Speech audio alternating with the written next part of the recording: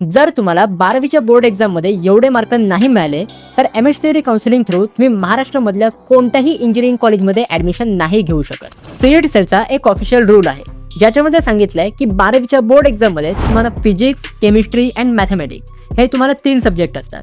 हे तिन्ही सब्जेक्ट मिळून टोटल तुमचे 300 मार्क होतात. तर तुम्हाला PCM मध्ये म्हणजे फिजिक्स, केमिस्ट्री, मॅथमॅटिक्समध्ये 300 पैकी मिनिमम तुम्हाला 135 मार्क मिळाले पाहिजेत जर तुम्ही ओपन कॅटेगरीमध्ये असाल तर.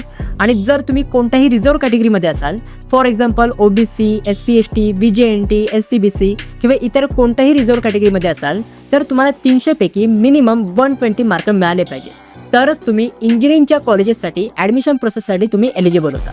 जर तुम्हाला ह्याच्यापेक्षा कमी मार्क मिळाले तर तुम्ही इंजिनिअरिंगच्या ॲडमिशन प्रोसेसमध्ये पार्टिसिपेट नाही करू शकत. आता भरपूर मुलं अशी असतात ज्यांचा हा एलिजिबिलिटी क्रायटेरिया क्लिअर होत नाही, तर त्यांच्यासाठी एक लाईफलाईनसुद्धा आहे की ह्या 3 सब्जेक्टमधनं म्हणजे फिजिक्स, केमिस्ट्री अँड मॅथमॅटिक्स ह्या 3 सब्जेक्टमधनं जो केमिस्ट्रीचा सब्जेक्ट आहे ह्याला तुम्ही बायफोकल सब्जेक्टनी रिप्लेस करू शकता. आता बायफोकल सब्जेक्ट कोणते कोणते आहेत तर मी तुमच्या स्क्रीनवर एक लिस्ट दिलेली आहे. तर हे बायफोकल सब्जेक्ट ह्याच्यापैकी कोणता तरी एक सब्जेक्ट तुम्हाला आता 12वीला असेल.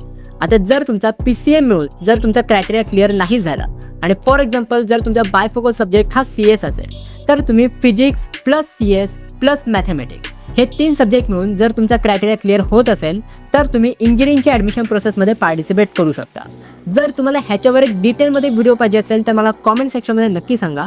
आणि जर तुम्हाला असेच इन्फॉर्मेटिव्ह व्हिडिओज पाहिजे असतील तर नक्की मला इंस्टाग्रामवर फॉलो करा. आणि जर तुम्ही ही व्हिडिओ यूट्यूबवर बघत असाल तर माझ्या चॅनलसोबत कनेक्टेड राहा, सबस्क्राईब करून ठेवा.